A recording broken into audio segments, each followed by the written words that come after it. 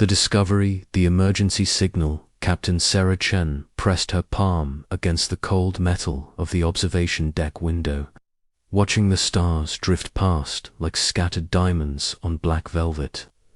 The research vessel Terra Nova had been her home.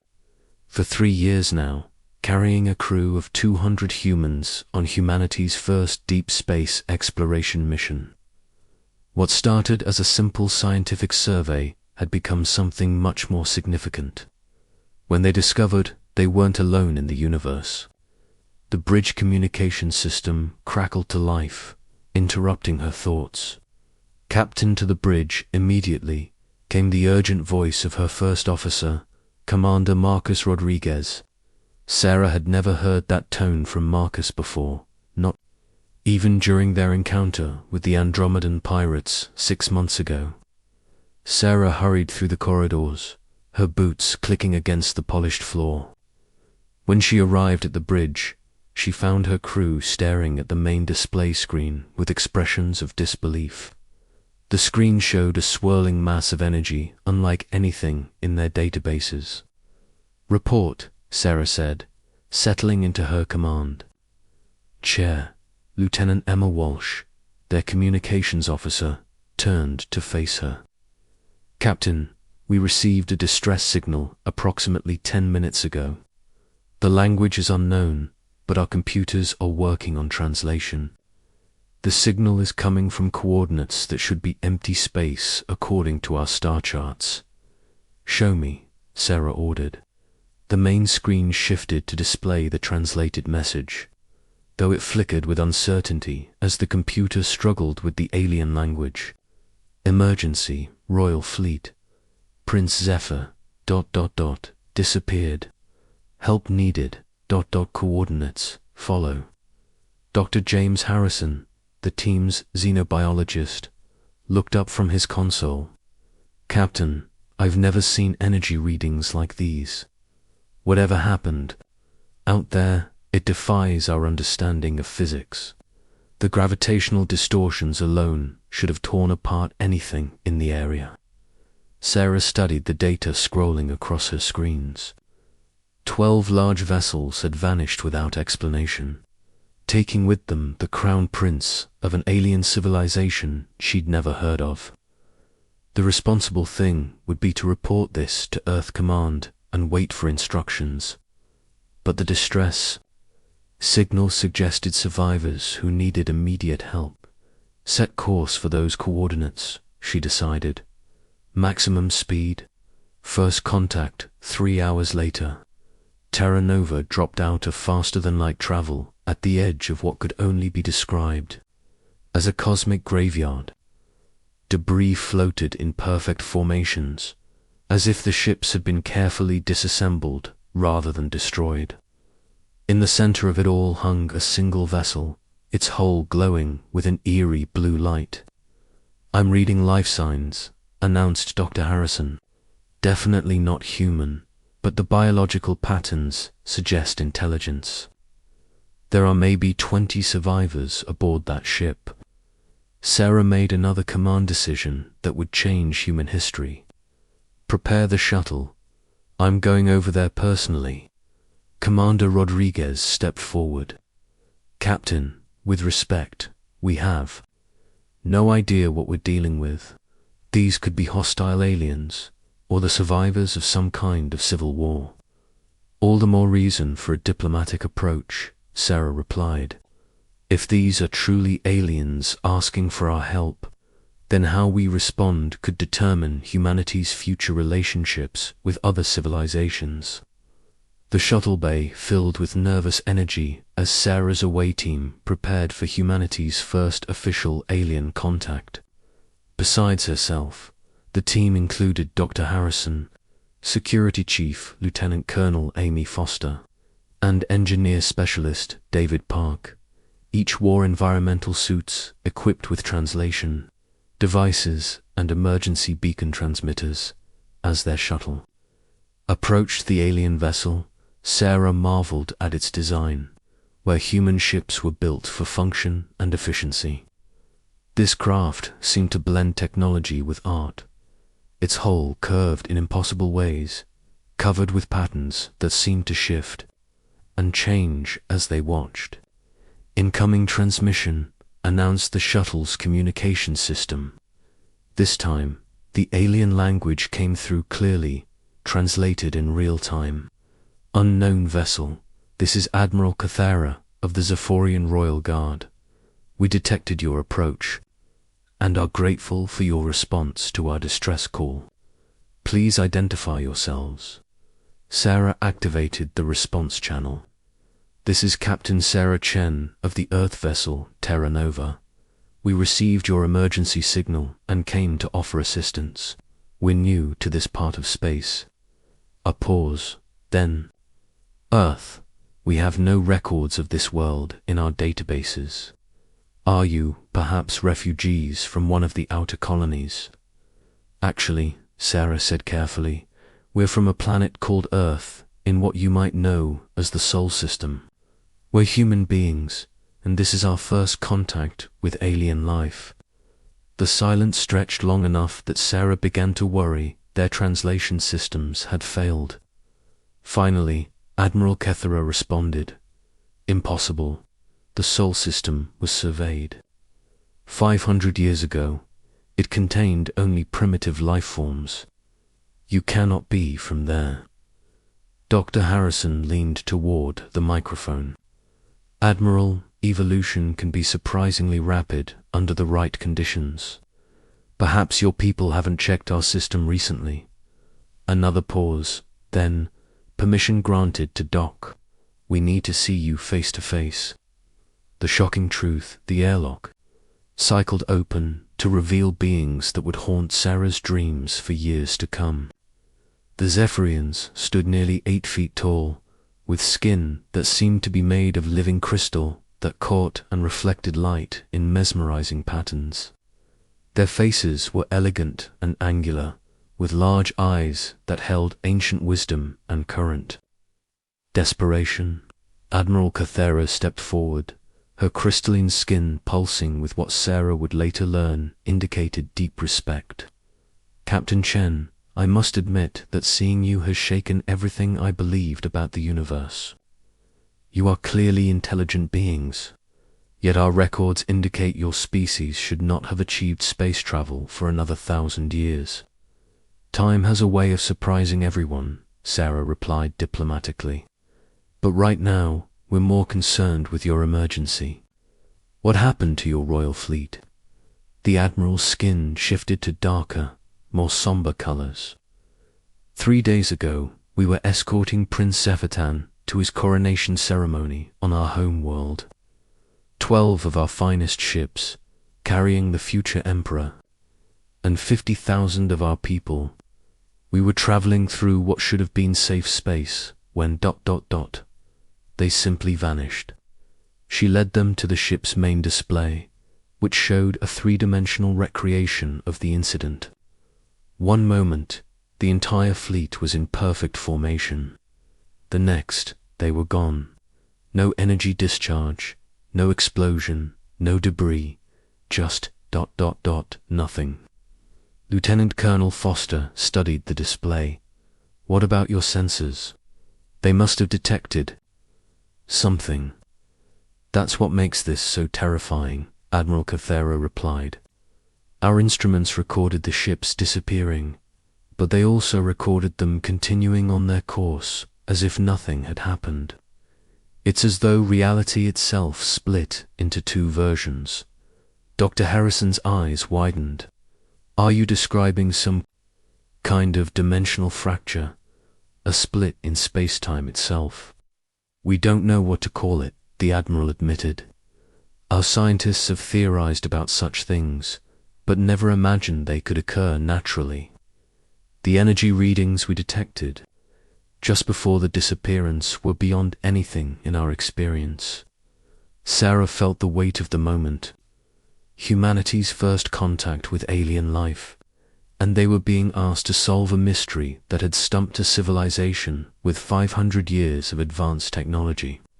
Every instinct told her to be cautious, to call for backup, to let someone else handle this impossible situation. Instead, she heard herself saying, "Admiral, the human race may be young compared to your people, but we've learned that sometimes a fresh perspective can solve old problems. If you're willing to work with us, we'd like to help you find your missing people." The Admiral's skin brightened, two colors that Sarah instinctively understood meant hope. "Captain Chen, if your people can help us recover Prince Sephitan and our missing citizens, the Zephyrian Empire will be forever in your debt." As Sarah shook hands, or rather, touched crystal fingers with the alien admiral, she realized that humanity had just taken its first step into a larger universe. But she also knew that whatever had taken 12 royal ships could probably take them too. The mystery was just beginning, and the stakes couldn't be higher. The stars outside seemed different now, full of possibilities and dangers that Sarah had never imagined. Earth's children were no longer alone, but that knowledge came with a price.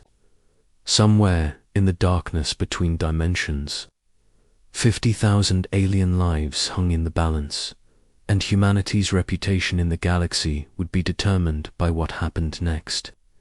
Sarah looked at her team, seeing her own determination reflected in their faces. They were no longer just explorers or scientists. They had become humanity's first interstellar diplomats and detectives, tasked with solving a mystery that could reshape the balance of power across the galaxy. The adventure was about to begin. The investigation begins in Likely Alliance. The conference room aboard Terra Nova had never hosted aliens before, but Sarah had quickly adapted her ship's facilities to accommodate their crystalline guests. Admiral Kethera sat across from the human command team, her skin cycling through subtle color changes that Dr. Harrison was frantically trying to decode with his instruments. "The first thing we need to understand," Sarah began, "is exactly what your sensors recorded during the disappearance. Dr. Harrison here specializes in unusual energy phenomena, and our engineer park has experience with dimensional theories that might be relevant." Admiral Kethera gestured, and a holographic display materialized above the table, showing detailed sensor readings from the moment of the fleet's disappearance. "These are the exact readings from our flagship's instruments. As you can see, at timestamp 14 hours 23 minutes and 7 seconds, all 12 ships were present and accounted for.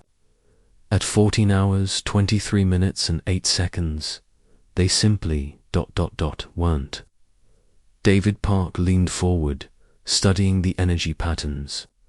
"Admiral, I'm seeing something here that doesn't make sense. These quantum signatures suggest the ships didn't just disappear, they were displaced. Look at this resonance pattern." He pointed to a series of waveforms on the display. "This is consistent with what human physicists call a dimensional membrane breach. It's theoretical, but if something could create a hole between parallel realities, this is what the energy signature might look like." Dr. Harrison nodded excitedly. "David's right, but look at this additional data." He manipulated the hologram to highlight different aspects. "There's a secondary pattern here, almost like an echo. It suggests that whatever took your ships isn't random, it's controlled." Admiral Kethera's skin shifted to what Sarah was learning indicated alarm. "Controlled? You're suggesting this was an attack?" "Not necessarily an attack," Sarah said, carefully, "but it does suggest intelligence behind the phenomenon. Something or someone with technology advanced enough to manipulate dimensional barriers." Lieutenant Colonel Foster had been quietly studying tactical data during the discussion. "Admiral, in the weeks before this incident, did your intelligence services detect any unusual activity? Strange energy readings? Unidentified ships? Anything out of the ordinary?" The Admiral's expression grew thoughtful. "Now that you mention it, yes," Several outer colonies reported strange lights in space, moving in patterns that didn't match any known ships or natural phenomena. We attributed them to cosmic storms or equipment malfunctions. Could you provide us with those reports? Sarah asked. Sometimes patterns become clear when you look at all the data together. As the Admiral transmitted the files, Sarah felt a familiar tingling sensation. The same one she'd experienced during her academy days when she was on the verge of solving a particularly complex problem. There was a pattern here, she was certain of it. Strange discoveries for the next 6 hours. Human and Zephyrian scientists worked together, sharing knowledge and comparing notes. What emerged was troubling. The strange lights reported by the colonies followed a distinct pattern, appearing closer and closer to major Zephyrian population centers over the past 3 months. It's like something was scouting, observed Dr. Harrison, testing defenses, studying your technology, learning your patrol routes. Engineer Park had been running simulations on his quantum computers. Captain, I've been modeling the dimensional displacement theory, and I think I know where the missing ships might be. He activated a 3-dimensional star map, showing layers of reality stacked like transparent sheets. If my calculations are correct, the ships weren't destroyed. They were pushed into a parallel dimension, one that exists in the same space as ours, but on a different vibrational frequency. Admiral Kethera studied the display. Is such a thing even possible? With human technology? No, Park admitted. But we're clearly dealing with something far more advanced than anything either of our civilizations has developed. Sarah felt pieces of the puzzle clicking into place. Admiral, you mentioned earlier that your people surveyed the Sol system 500 years ago. What exactly did that survey entail? Standard procedure, the Admiral replied. Energy scans, biological surveys, assessment of technological development. We detected primitive life, but nothing approaching civilization. But you didn't make contact or leave any monitoring equipment? Of course not. The Galactic Accords strictly prohibit interference with developing civilizations. We simply noted the system's location and moved on. Dr. Harrison looked up from his analysis. Captain, I think I see where you're going with this. If someone has been watching humanity's rapid development, they might see us as a threat to the established galactic order. Sarah nodded. Or as a useful tool. Think about it. Humanity developed space travel centuries ahead of schedule. Suddenly, we appear in Zephyrian space just when their royal fleet disappears. What if this whole situation is designed to bring us together? The thought sent chills through both human and alien team members. Lieutenant Colonel Forster voiced what everyone was thinking. You mean we might be walking into a trap? Before Sarah could respond, Terra Nova's communication system activated. Lieutenant Walsh's voice came through with barely controlled panic. Captain, to the bridge, immediately. We're detecting massive energy buildups throughout this entire sector. Whatever took the Zephyrian fleet... It's happening again. The phenomenon spreads. The bridge erupted in controlled chaos as Sarah and her team arrived. The main display showed a horrifying sight. Across a dozen star systems, ships were disappearing exactly as the Zephyrian royal fleet had vanished. But these weren't just Zephyrian vessels. The sensor readings indicated multiple alien civilizations were being affected. Report, Sarah ordered, settling into her command chair. Captain, we're receiving distress calls from at least 6 different species, Walsh announced. The translation computer is having trouble keeping up. But the message is the same everywhere. Ships are vanishing without trace. Admiral Kethera had followed them to the bridge. Her crystalline features, now cycling through rapid color changes that Dr. Harrison's instruments indicated were pure terror. This is impossible, even if some unknown civilization possessed such technology. Why would they attack so many different species simultaneously? David Park was frantically working at his engineering station. Captain, I'm detecting something else. These disappearances aren't random, they're following a pattern. Each incident is creating dimensional stress fractures, and those fractures are connecting to form some kind of network. A network for what purpose? Sarah asked. I don't know, but if my readings are correct, the stress is building toward a central point. Something big is coming. Dr. Harrison looked up from his instruments with an expression of dawning horror. Captain, I've been analyzing the quantum signatures from all these incidents. They're not just dimensional displacements, they're energy harvesting operations. Someone is stealing the life force from entire civilizations. The implications hit Sarah like a physical blow. Thousands of ships, millions of beings from across the galaxy, all being systematically harvested by an unknown intelligence. And humanity, the newest species in space, had stumbled into the middle of it. Admiral Sarah said quietly, I think we need to consider the possibility that your prince and all these other disappearances are part of something much larger. We're not just dealing with a local phenomenon, we're looking at a galactic-scale threat. Admiral Cathera's skin had settled into deep, somber colors. Captain Chen, if you're correct, then our combined civilizations may not be enough to stop whatever is behind this. Sarah studied the star map, showing the spreading pattern of disappearances. Every instinct told her to retreat, to take Terra Nova and her crew back to Earth, where they could warn humanity about the dangers of deep space. But then she thought about Prince Sephitan and the 50,000 Zephorians depending on them. She thought about the millions of other beings who had already vanished, and the billions more who would follow if they didn't act.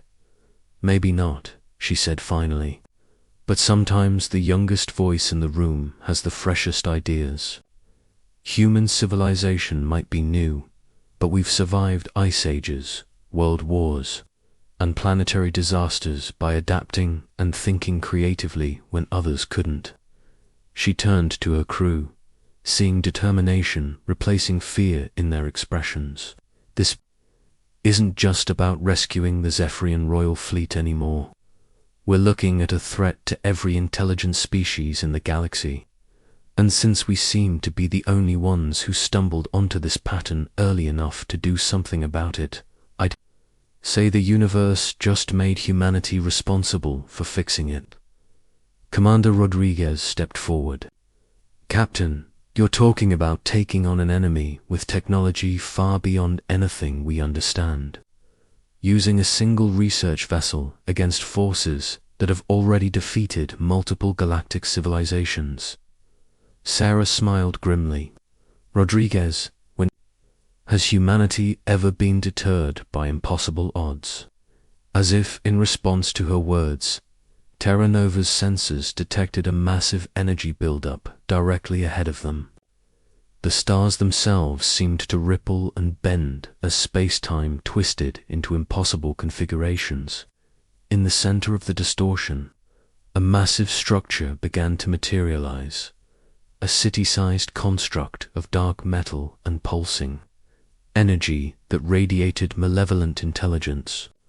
Well, Dr. Harrison said, with nervous humor, I think we're about to meet whatever's behind all this.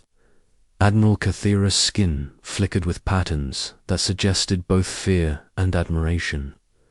Captain Chen, your species may be young, but you have something that our ancient civilization has forgotten, the courage to face the unknown without certainty of victory.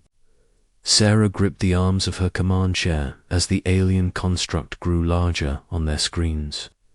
Admiral, I have a feeling that's exactly what we're going to need. because I don't think whatever built that thing is interested in negotiation. The universe had just become a much more dangerous place, but humanity was about to prove that sometimes the smallest voice could make the biggest difference. The real adventure was about to begin. Asterisk.